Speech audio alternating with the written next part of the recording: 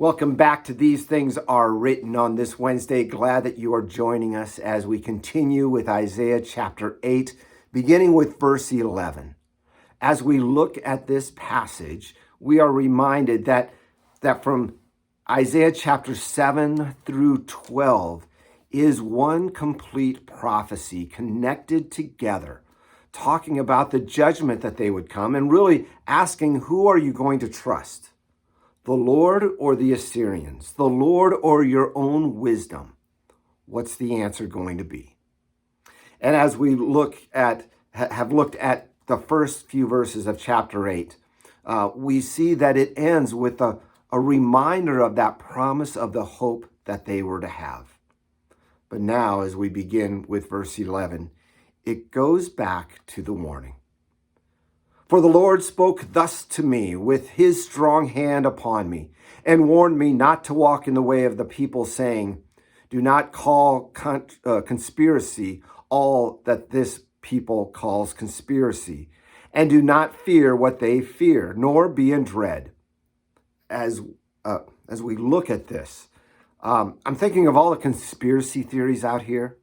Maybe this is a warning to us not to fall for all of those conspiracy theories are out there, because really those conspiracy theories do nothing but throw us into fear and to worry.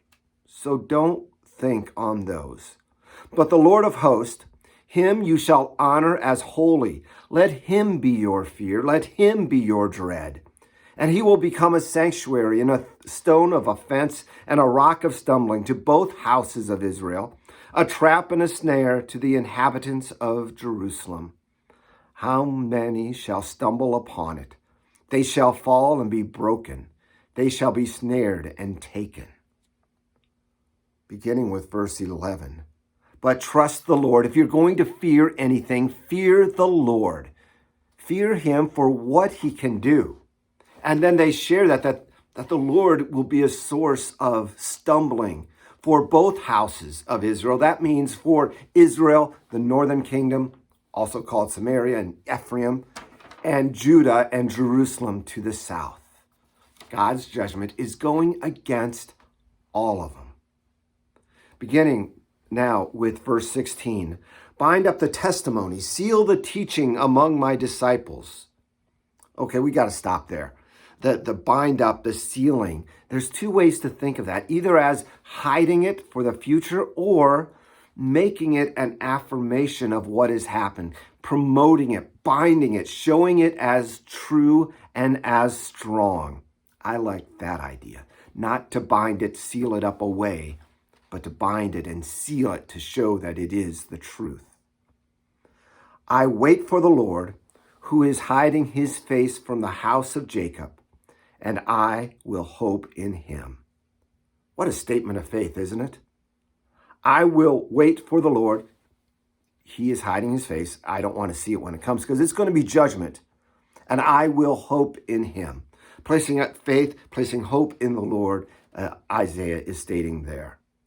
And then behold, I and the children whom the Lord has given me as signs and portents in Israel, the Lord of hosts who dwells on Mount Zion.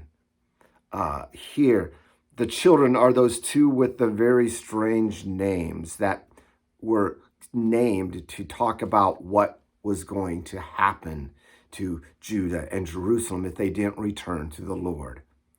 And here, as he talks this, he shows that these children were signals, they were signs against Judah for what would happen. Verse 19. And when they say to you, inquire of the mediums and necromancers who chirp and mutter, should not a people inquire of their God? Shouldn't they inquire of the dead on behalf of the living? Isn't this an interesting thing? You see, even back then, people were consumed. They were obsessed with the dead and speaking with the dead, thinking that they would be able to find answers from the dead. But Isaiah says, why are you going to talk to the dead? Why don't you just ask the living God? And then, should we inquire of the dead on behalf of the living? Verse 20 begins, to the teachings and to testimonies. If they will not speak according to this word, it is because they have no dawn. To the teachings and the testimonies, those two things that he was to bind up and seal in verse 16, the word of God. Where do we turn when we are unsure? Not to other sources, but turn to the Lord. Turn to his word for guidance. Verses 21 through. They will pass through the land, greatly distressed, they, the people who do not trust in the word of God. They will pass through the land, greatly distressed and hungry, and when they are hungry, they will be enraged and will speak contemptuously against their king and against their God and turn their faces upward. And they will look to the earth. But behold, distress and darkness and gloom of anguish, and they will be thrust into thick darkness. If you trust in the occult for guidance, if you trust in things other than God for guidance in different times, you will fall farther away from God. You will fall farther into despair. Your anger against the Lord will increase because you are not trusting in him. You know, this is pretty heavy stuff for the day before Christmas Eve.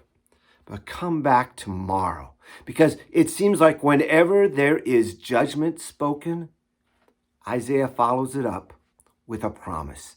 And he comes back with the greatest promise that we're actually reading on Christmas Eve.